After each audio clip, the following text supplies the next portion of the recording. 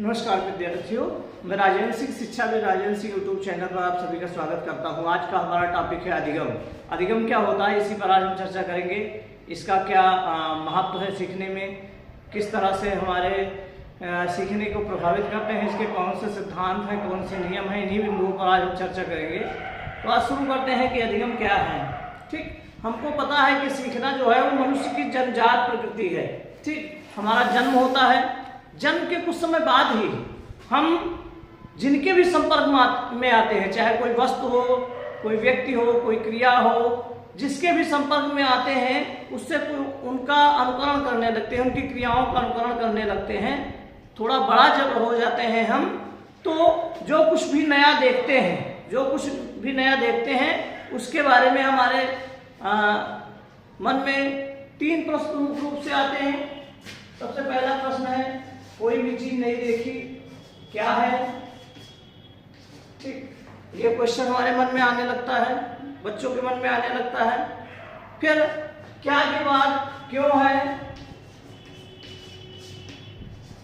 ठीक, क्या है, क्यों है, और फिर कैसे।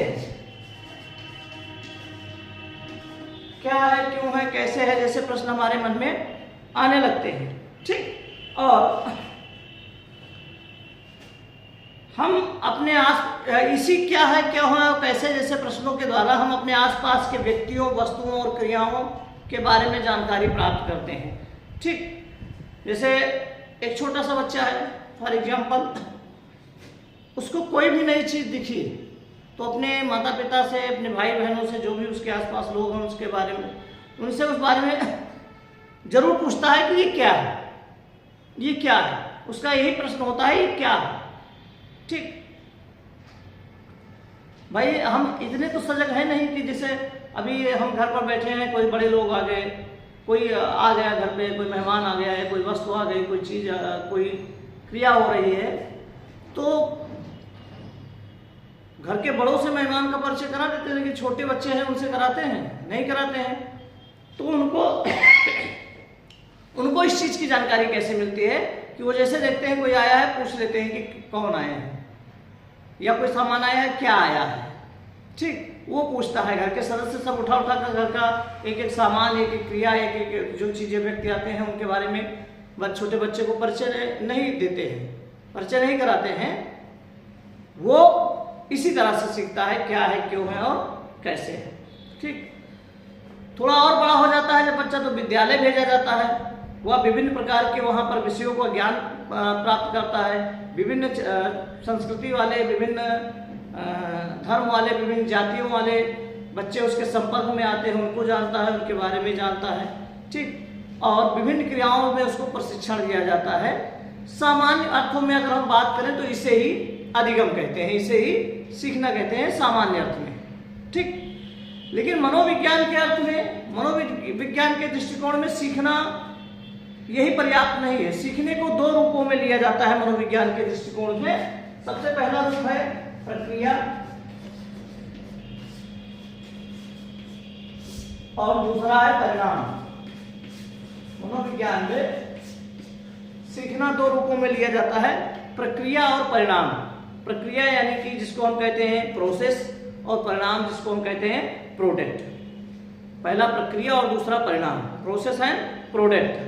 प्रक्रिया के रूप में जब हम सीखने की बात करते हैं, तो प्रक्रिया के रूप में सीखने का अर्थ उस प्रक्रिया से होता है जिसके द्वारा मनुष्य नए तथ्यों और नए ज्ञान को ग्रहण करता है। प्रक्रिया के रूप में हम उस प्रक्रिया से अर्थ लगाते हैं जिसके द्वारा मनुष्य नए तथ्यों और नए ज्ञान को ग्रहण करता है, नई नई क्रियाओं को सीखता है। ठीक, और परिणाम के रूप में सीखने का अर्थ मनुष्य के व्यवहार में होने वाले परिवर्तन से होता है। मनुष्य के व्यवहार में होने वाले परिवर्तन से होता है, व्यवहार परिवर्तन से होता है। जो नए तथ्य मनुष्य ने सीखे हैं, जो नया ज्ञान सीखा है, उसके परिणाम स्वरूप उसके व्यवहार में क्या परिवर्तन आया। ठीक, ये परिणाम होता है। तो जब तक मनोविज्ञान में कहा गया है कि जब तक मनुष्य कोई भी क्रिया कर ले, भाई तुम पढ़ाई कर रहे हो, 6 महीने से 1 साल पढ़ाई कर रहे हो, अगर रिजल्ट नहीं आता है तो पढ़ाई नहीं मानी जाती है, आपने कुछ नहीं सीखा। तो ये प्रक्रिया तो लाइफ टाइम चल रही है, लेकिन उस प्रक्रिया के परिणाम स्वरूप अगर कोई परिणाम नहीं आता है, कोई रिजल्ट नहीं आता है, तो उस प्रक्रिया को मनोविज्ञान में नहीं माना जाता है कि आपने कुछ किया है, जब तक आप परिणाम निकाल कर सामने ना आते। ऐसे लोग कह देते हैं ना कि क्या कर रहे हो, पीजी कर रहे हैं, बीएड कर रहे हैं, एमएड कर रहे हैं, कई बार ऐसे करें, लगता नहीं है तुम पीजी कर रहे हो। मतलब आपके व्यवहार में वो चीज लगनी चाहिए, वो व्यवहार में चीज झलकनी चाहिए, ठीक। ये ठीक मनुष्य के अध्ययन के परिणाम स्वरूप मनोवैज्ञानिक इस परिणाम पर पहुंचे कि मनुष्य के कुछ कार्य तो स्वाभाविक रूप से होते हैं, उसको सीखने की जरूरत नहीं पड़ती है। जैसे सांस लेना, पलक झपकना, देखना, सुनना, हाथ पैर हिलाना, उठना बैठना, चलना फिरना और मुंह से आवाज निकालनी, ये जो होते हैं चीजें वो स्वाभाविक रूप से होती हैं, ठीक।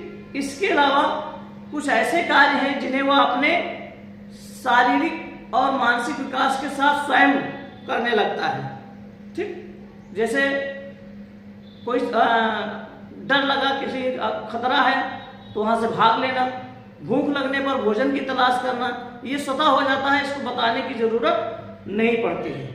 इन सब कार्यों को मनोवैज्ञानिक कहते हैं मूल प्रवृत्त्यात्मक व्यवहार, ठीक, मूल प्रवृत्त्यात्मक व्यवहार। इन सब कार्यों को मनुष्य को सीखना नहीं पड़ता है।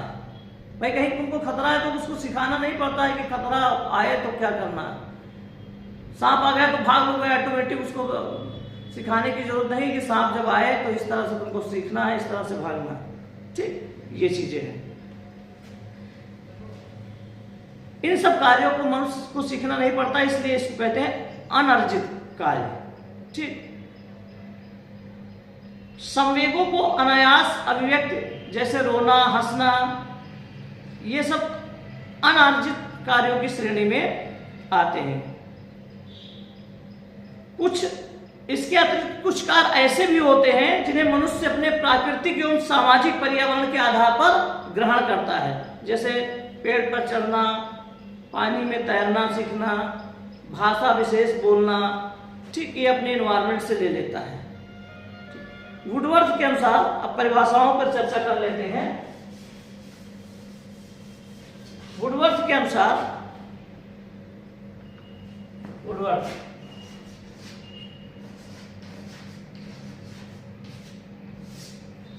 वुडवर्थ कहते हैं, वुडवर्थ के अनुसार नवीन ज्ञान और नवीन प्रतिक्रियाओं को, नवीन ज्ञान और नवीन प्रतिक्रियाओं को प्राप्त करने की प्रक्रिया सीखने की प्रक्रिया है। वुडवर्थ के अनुसार नवीन ज्ञान और नवीन प्रतिक्रियाओं को प्राप्त करने की प्रक्रिया सीखने की प्रक्रिया है, ठीक। जब हम नवीन ज्ञान और नवीन प्रतिक्रियाओं को प्राप्त करते हैं तो इसी को प्राप्त करने की प्रक्रिया को सीखने की प्रक्रिया कहते हैं वुडवर्थ महोदय।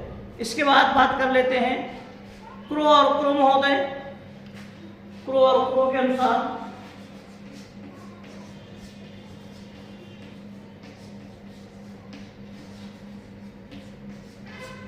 क्रो और क्रो के अनुसार, क्रो और क्रो महोदय कहते हैं सीखना। क्रो और क्रो के अनुसार सीखना आदतों, ज्ञान और अभिवृत्तियों का अर्जन है। सीखना आदतों, ज्ञान और अभिवृत्तियों का अर्जन है, ये क्रो और क्रो महोदय का मानना है। एक परिभाषा और चर्चा करते हैं अगली। एक विद्वान है गेट्स,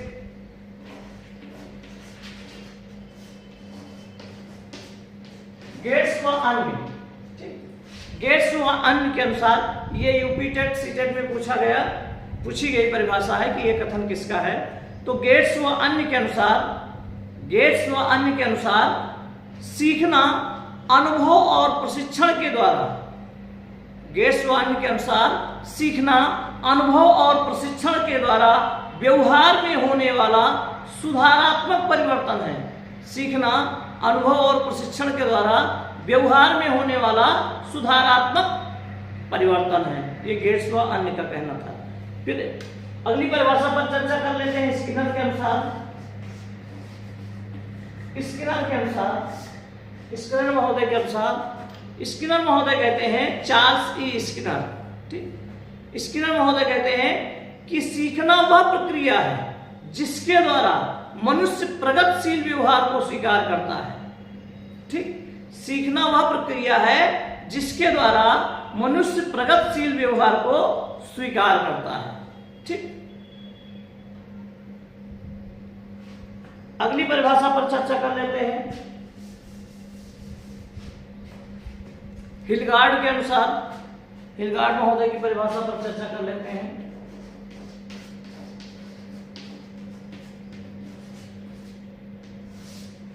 हिलगार्ड महोदय कहते हैं कि सीखना वह प्रक्रिया है, हिलगार्ड के अनुसार सीखना वह प्रक्रिया है जिसमें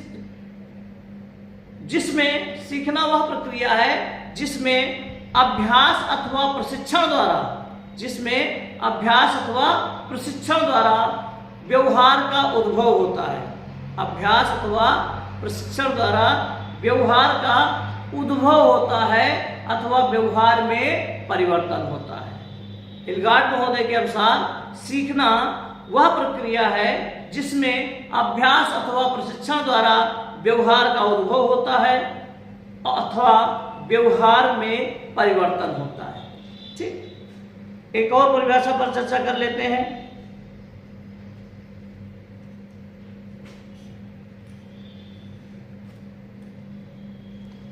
क्रॉनबाइक के अनुसार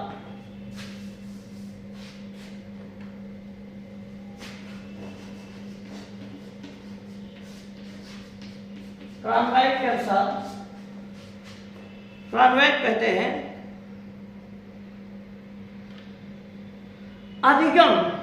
अधिगम की अभिव्यक्ति, क्रॉनबाइक के अनुसार अधिगम की अभिव्यक्ति अनुभव के परिणाम स्वरूप, अधिगम की अभिव्यक्ति अनुभव के परिणाम स्वरूप व्यवहार में परिवर्तन के रूप में होती है। अनुभव की अभिव्यक्ति क्रॉनबाइक के अनुसार अधिगम की अभिव्यक्ति अनुभव के परिणाम स्वरूप व्यवहार में परिवर्तन के रूप में होती है, ये क्रॉनबाइक महोदय का मानना है। ठीक, एक और परिभाषा पर चर्चा कर लेते हैं, वो है ब्लेयर जोन्स और सिम्पसन के अनुसार।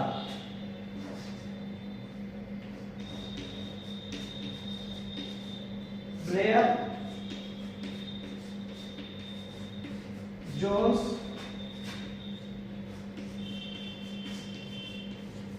सिम्पसन, ब्लेयर जोन्स और सिम्पसन के अनुसार व्यवहार में कोई ऐसा परिवर्तन, ब्लेयर जोन्स और सिम्पसन के अनुसार व्यवहार में कोई ऐसा परिवर्तन जो अनुभव के परिणाम स्वरूप होता है। ब्लेयर जोन्स और सिम्पसन के अनुसार व्यवहार में कोई ऐसा परिवर्तन जो अनुभव के परिणाम स्वरूप होता है और जो व्यक्तियों को आगे आने वाली परिस्थितियों का विशिष्टता से सामना करने में सहायक होता है, उसे सीखना कहते हैं। ये अधिगम और सीखना एक ही चीज है। ये अधिगम का अर्थ और कुछ परिभाषाएं थी। ठीक, अर्थ और परिभाषाएं थी, कॉन्सेप्ट था। फिर इसके बाद हम चर्चा कर लेते हैं अधिगम की प्रकृति एवं विशेषताएं। अधिगम की प्रकृति एवं विशेषताओं पर चर्चा कर लेते हैं कि अधिगम की प्रकृति क्या है और अधिगम की विशेषताएं क्या है। तो जब हम प्रकृति और विशेषताओं की तरफ जाते हैं तो दोनों को एक में सम्मिलित रूप से दोनों की चर्चा करते हैं। तो सबसे पहले है अधिगम मनुष्य की जन्मजात प्रकृति है। अधिगम मनुष्य की जन्मजात प्रकृति है। ठीक, जन्मजात क्यों? क्योंकि मनुष्य जन्म लेता है और जन्म के कुछ समय बाद ही कुछ ना कुछ सीखना शुरू कर देता है, अपने आसपास के व्यक्तियों, वस्तुओं और क्रियाओं का अनुकरण करना, जैसे घर के सदस्य करते हैं। छोटे बच्चों को देखोगे, मम्मी लोग बैठकर खाना बनाते हैं उसको देखकर ऐसा ही करने लगता है। तो ये जन्मजात प्रवृत्ति उसकी होती है। हाँ, ये अलग चीज है, किसी में ये प्रवृत्ति तीव्र होती है और किसी में प्रवृत्ति धीमी होती है, मंद होती है, किसी में सामान्य होती है, लेकिन होती सब में है। ठीक, फिर आगे बात करते हैं जब हम, तो दूसरा प्रकृति और विशेषता पर, अधिगम प्रक्रिया और परिणाम दोनों है। अधिगम प्रक्रिया और परिणाम दोनों है। क्यों? ठीक, मनुष्य अवलोकन, शिक्षण, प्रशिक्षण एवं अध्ययन आदि अनेक विधियों से सीखता है। ठीक, इस दृष्टि से सीखना एक प्रक्रिया है। ठीक, और सीखने के बाद तब तक कोई अर्थ नहीं होता जब तक उस मनुष्य के व्यवहार में कोई परिवर्तन ना आ जाए। तो ये परिणाम रूप में है। ठीक, व्यवहार में परिवर्तन के परिणाम की दृष्टि से ये परिणाम है, व्यवहार परिवर्तन की दृष्टि से परिणाम है, और नए तथ्यों और क्रियाओं के सीखने की दृष्टि से प्रक्रिया है। ठीक, तीसरा है सीखना उद्देश्यपूर्ण होता है। ठीक, संसार के सभी प्राणी, चाहे मनुष्य हो या पशु पक्षी हो, ठीक, सभी प्राणी परिस्थितियों के साथ समायोजन करने के लिए सीखते हैं। ठीक, मनुष्य भी उसमें है। मनुष्य के सीखने के पीछे इस समायोजन के साथ साथ कई और उद्देश्य भी सीखने के पीछे होते हैं। ठीक, समाज में समायोजन के लिए वो समाज की भाषा और व्यवहार को सीखता है। समाज में प्रतिष्ठा प्राप्त करने के लिए वो अपनी संस्कृति सीखता है, धर्म और दर्शन सीखता है, मूल्य सीखता है, और अपना आर्थिक विकास करने के लिए व्यवसाय एवं उद्योग तथा कौशल को सीखता है। ठीक, तो हम जैसे हम अगर मनोविज्ञान पढ़ रहे हैं, शिक्षा मनोविज्ञान पढ़ रहे हैं, तो उसको पढ़ने के पीछे हमारा कोई ना कोई उद्देश्य है, बिना मतलब के नहीं पढ़ रहे हैं। ठीक, हमारे हर सीखने के पीछे कोई ना कोई उद्देश्य होता है, हर चीज सीखने के पीछे। तो सीखना जो है वो एक उद्देश्यपूर्ण होता है। फिर चौथे की बात करते हैं, चौथी प्रकृति एवं विशेषता पर आते हैं कि जीवन पर्यंत चलने वाली प्रक्रिया है। जो अधिगम है ये जीवन पर्यंत, मनुष्य जन्म से लेकर मृत्यु तक, ठीक, जन्म से लेकर मृत्यु से तक लगातार कुछ ना कुछ सीखता है। पहले वो अपने परिवार से सीखता है, पहला उसका विद्यालय उसका परिवार ही होता है, और प्रथम शिक्षिका उसकी माँ होती है, उससे सीखता है। फिर स्कूलों में जाता है, फिर महाविद्यालयों में जाता है, फिर विश्वविद्यालयों में जाता है। ठीक, विशिष्ट ज्ञान प्राप्त करता है। लेकिन ये औपचारिक हो गया, और अनौपचारिक रूप से वो जीवन पर्यंत कुछ ना कुछ सीखता रहता है, मृत्यु तक लगातार। फिर है 5वें नंबर पर, सीखने के 3 तत्व होते हैं। सीखने के 3 तत्व होते हैं। ठीक, सीखने की प्रक्रिया में 3 तत्व होते हैं। पहला तत्व क्या है? नए ज्ञान अथवा तथ्य को जानना, नए कौशल को सीखना। ठीक, नए ज्ञान, तथ्य और कौशल को सीखना और जानना, ये पहला तत्व है। ठीक, दूसरा तत्व है जो ज्ञान, जो तथ्य, जो कौशल हमने सीखा है उसको बहुत दिनों तक अपने पास धारण करना, अपने पास बचा के रखना, ये हमारा दूसरा तत्व है। और तीसरा तत्व है आवश्यकता पड़ने पर जो ज्ञान हमारे पास है, हमने धारण कर रखा है, जो बचा कर रखा है, उसके सहयोग से उसका प्रयोग करना और परिणाम अपने पक्ष में ले आना। ये 3 तत्व होते हैं। ठीक, 3 स्टेप है। नए ज्ञान, नए कौशल, नए तथ्यों को सीखना, ये पहला पद है जो लगातार हम करते रहते हैं। लेकिन दिक्कत कहाँ आती है? दूसरे तत्व को हम नहीं प्राप्त कर पाते हैं कि जो भी आज तक हमने सीखा, कक्षा 1 से लेकर और वर्तमान समय तक जो भी सीखा, क्या वो हमारे पास बचा है? नहीं बचा है। तो धारण करना सबसे बड़ी चुनौती है। ज़्यादा समय तक अपने पास बचा कर रखना, तब तक बचा कर रखना जब तक उसका कहीं उपयोग करके हम परिणाम अपने पक्ष में ना ले आए। लेकिन अगर हम बचा कर नहीं रखे हैं तो उपयोग कैसे करेंगे? कहाँ हमको परिणाम हमारे पक्ष में आएगा? इसलिए सीखना ही महत्वपूर्ण नहीं है, उसको अधिक समय तक अपने पास बचा कर रखना भी जरूरी है। फिर छठे प्रकृति एवं विशेषता की बात करते हैं। सीखना जो है वो क्रमिक प्रक्रिया है। ठीक, मनुष्य के सीखने की प्रक्रिया का एक क्रम होता है। पहले वो केवल देखता है और अवलोकन करता है, सुनता है और पढ़ना सीखता है। ठीक, इसे स्मृति स्तर का सीखना कहते हैं, मेमोरी लेवल का सीख रहा है। दूसरे स्तर पर जो भी थोड़ा बड़ा हो जाता है, जो भी देखता है, अवलोकन करता है, निरीक्षण करता है, जिसके बारे में जानता है, उसमें अपनी बुद्धि का प्रयोग करके ठीक फिर उसको ग्रहण करता है, बुद्धि का प्रयोग करके फिर उसको स्वीकार करता है तथ्यों और क्रियाओं को कि क्या क्या हमारे लिए सही है, क्या गलत है। ये जो सीखना हुआ वो बोध स्तर का हुआ। पहला स्मृति स्तर का सीखना, दूसरा बोध स्तर का सीखना, अंडरस्टैंडिंग लेवल, ठीक। तीसरा चिंतन स्तर का सीखना, ठीक। जब मनुष्य अपनी बुद्धि के साथ साथ अपने विवेक का भी प्रयोग करने लगता है, चीजों को तर्क की कसौटी पर कस के स्वीकार करता है, ठीक, इस स्तर को चिंतन स्तर का सीखना कहा जाता है। ये अंतिम स्तर का सीखना है, ठीक। तो इसका एक क्रम होता है सीखने का। फिर अगला है प्रकृति एवं विशेषता। वंशानुक्रम और पर्यावरण दोनों पर निर्भर है। जो अधिगम है, सीखना है, वो वंशानुक्रम और पर्यावरण पर दोनों पर निर्भर करता है। मनुष्य क्या सीखता है और कितना सीखता है, वो वंशानुक्रम एवं पर्यावरण दोनों पर निर्भर करता है। जन्म से वह सीखने की शक्ति, जन्म से वह सीखने की शक्ति लेकर पैदा हो, मानसिक शक्तियां, बुद्धि लेकर पैदा होता है, जन्मजात होती है।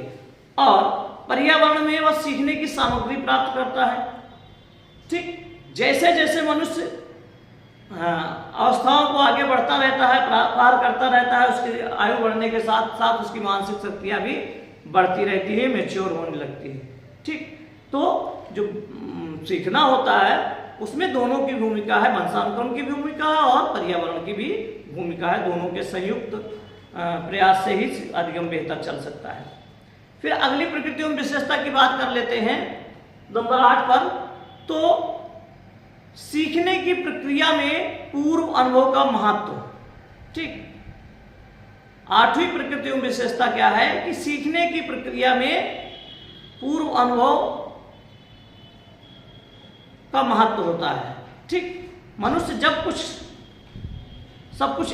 मनुष्य जो भी सीखता है सब कुछ एक दिन में नहीं सीख लेता है। वह अपनी शारीरिक, मानसिक क्षमता और पर्यावरण और शिक्षा द्वारा धीरे धीरे धीरे धीरे धीरे धीरे सीखता है, ठीक। और आगे जब जैसे जैसे वो आगे बढ़ता है तो पुराने अनुभव के आधार पर नया आगे सीखते हुए बढ़ता रहता है, ठीक। 9वीं प्रकृति एवं विशेषता है कि सीखने में अभिप्रेरणा का बड़ा महत्व होता है। सीखने में अभिप्रेरणा यानी मोटिवेशन का बहुत महत्व होता है। अभिप्रेरणा मानव व्यवहार की प्राण शक्ति होती है। अभिप्रेरणा जो है, मोटिवेशन जो है, वो मानव व्यवहार की प्राण शक्ति है। यह वह शक्ति है जिसके द्वारा मनुष्य यथा दिशा, मतलब जिस क्षेत्र में उसको जाना है उसमें कुछ करने के लिए अभिप्रेरित होता है, ठीक। मनुष्य जितना अधिक अप्रेरित होता है उतनी ही शीघ्रता के साथ सीखता है और उतना ही स्थायी सीखता है। फिर 10वां है सीखने में संतोष एवं संतुष्टि का महत्व होता है। सीखने में संतोष एवं संतुष्टि का महत्व होता है। देखा गया है कि सीखने की प्रक्रिया में मनुष्य जब सही अनुक्रिया करता है तो उसे संतोष मिलता है और उसे संतुष्टि होती है और आगे बढ़ने के लिए उसको पुनर्बलन मिलता है। जैसे हम कोई मान लिया फॉर एग्जाम्पल कोई सवाल सॉल्व करना हमसे शुरू किया, लेकिन अगर वो सवाल सॉल्व हो गया तो हम अगले सवाल और तेजी से जल्दी से सॉल्व कर लेते हैं, ठीक, क्योंकि उससे हमको संतोष और संतुष्टि मिलती है जो हमको आगे बढ़ने के लिए पुनर्बलन देती है। लेकिन अगर सवाल लगाने बैठे और सवाल नहीं लगा, फिर चलो छोड़ो बाद में कर लेंगे, ये विचार हमारे मन में आता है। पहले ही सवाल में अगर फंस गए तो इस तरह से विचार आते हैं, तो संतोष एवं संतुष्टि मिलती है। तो ये आपका अधिगम का अर्थ, परिभाषा, प्रकृति एवं विशेषताएं थी। अब नेक्स्ट डे हम किसी अगले वीडियो पर जाएंगे, अगली क्लास पर जाएंगे। अधिगम से जुड़े हुए अधिगम के सिद्धांतों पर हम चर्चा करेंगे, जो प्रमुख सिद्धांत है 3-4, ठीक। और इसके साथ साथ अधिगम को प्रभावित करने वाले कारकों पर भी हम चर्चा करेंगे। तब के लिए धन्यवाद। वीडियो को शेयर करिए, लाइक करिए और सब्सक्राइब करिए और दूसरों से भी कराइए।